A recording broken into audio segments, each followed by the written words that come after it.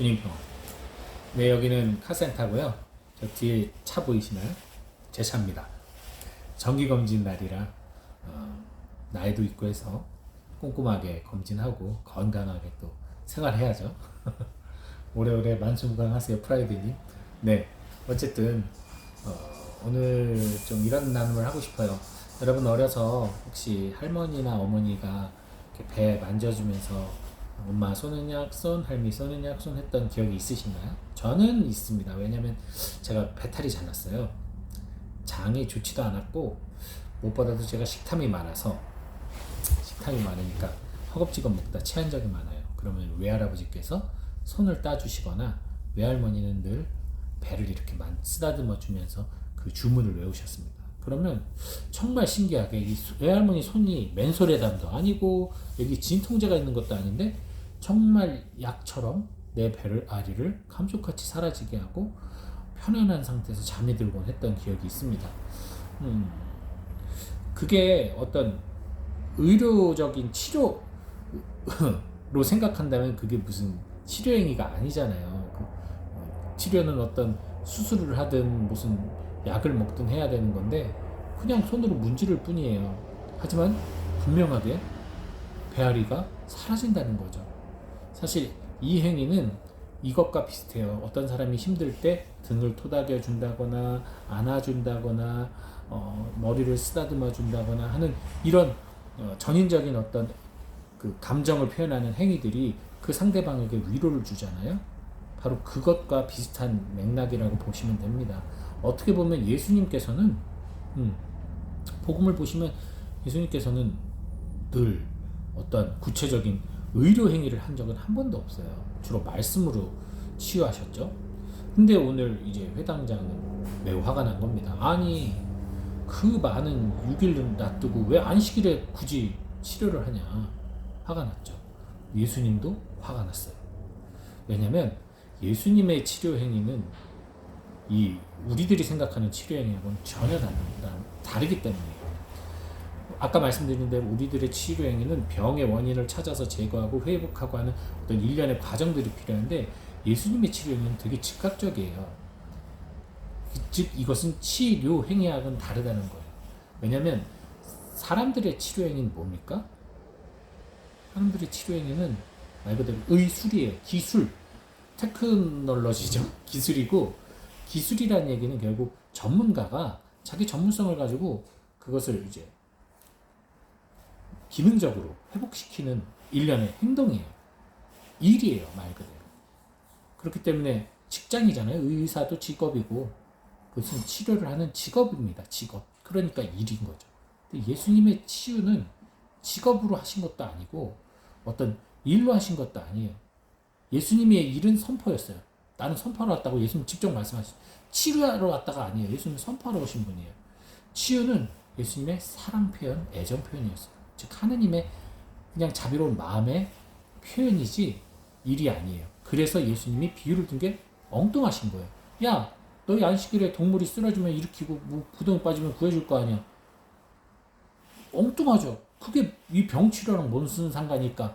예수님에게 있어서 이 18년 동안이나 등이 굽은 척추 공만증으로 고생한 이 여인은 치료를 하는 어떤 환자로 본 게 아니라 예수님은 사랑하는 자녀로서 지금 병마에 시달리면서 고통받는 그녀를 위로해주고 그녀에게 너는 소중하고 구원받을 수 있는 사랑받는 존재라는 것을 알려주는 것 뿐이에요. 즉 등이 펴진 것이 기적이 아니라 그녀가 해방이 된 것이 기적인 거죠. 일이 아니에요, 그거는.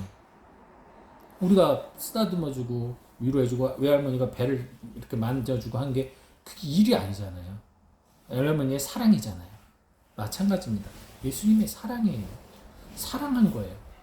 사랑은 안식일에 더 많이 해야죠. 사랑은 일이 아니니까요. 사랑을 하기 때문에 헌신하고 희생하고 하는 그 모든 게 일입니까? 내가 나의 사랑하는 사람을 위해서 무언가를 열심히 노동을 해요. 그걸 일로 생각 안 하죠. 내가 사랑하는 사람을 위해서 하는 당연한 것으로 봐요. 하지만 그게 아니라 내가 그저 돈을 벌 목적 아니면 뭘 해야 될 목적으로 일을 할 때 그건 노동이 되는 거죠. 원해서 하는 게 아니니까. 정말 다른 차원이에요, 이거는. 그래서 이 해단장의 사고방식은 말 그대로 의사의 치료를 얘기하는 것이고, 예수님의 말씀은 말 그대로 이 사람이 나의 소중한 백성, 하느님의 자녀임을 알려주는 차원, 즉 내 사랑 안에 머무르게 하는, 그렇게 해서 회복하게 하는, 영적으로 회복하게 하는 일이 아닌 관계의 어떤 결과라는 것. 그래서 예수님은 그것을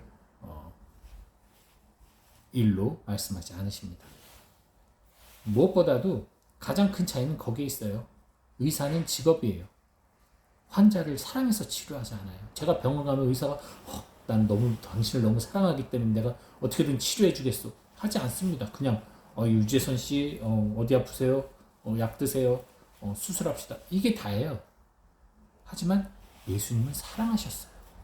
그렇기 때문에 단 한순간도, 복음을 보시면 단 한 번도 그 당신이 치유하는 대상을 놓친 적이 없습니다. 모두 사랑해서 치유했어요. 사랑해서 이야기를 하셨어요. 그러면 어떤 분, 성경을 좀 보신 분들은 그런 오해할 수 있어요. 하혈하는 여인, 예수님 옷자락만 잡았는데 치유됐잖아요. 치유된 거 아니에요. 아까 말했죠. 몸은 치료됐지만 그녀의 마음은 치유되지 않았어요. 그래서 두려움에 떨었습니다. 몸이 치료된 걸 알았을 때. 그때 예수님께서 찾았죠. 그냥 치료되고 갔으면 그만이에요. 몸 났으면 됐어요. 굳이 예수님 치료가 목적이었으면 지나가셨겠죠. 아니잖아요. 찾았어요. 그리고 나서 그녀에게 너는 이제 죄로부터 해방됐다라는 선포를 하시고, 그녀는 그제서야 완전한 치유가 돼서 일어서 세상을 살아갈 수가 있었던 거예요. 즉 치유는 일이 아닙니다. 예. 사랑이 무조건 전제되어 있었다는 거. 그 노래 아시죠? 당신은 사랑받기 위해 태어난 사람, 당신의 삶 속에서 그 사랑받고 있지요. 이것은 한편으로는 이렇게 개사해도 좋을 것 같아요.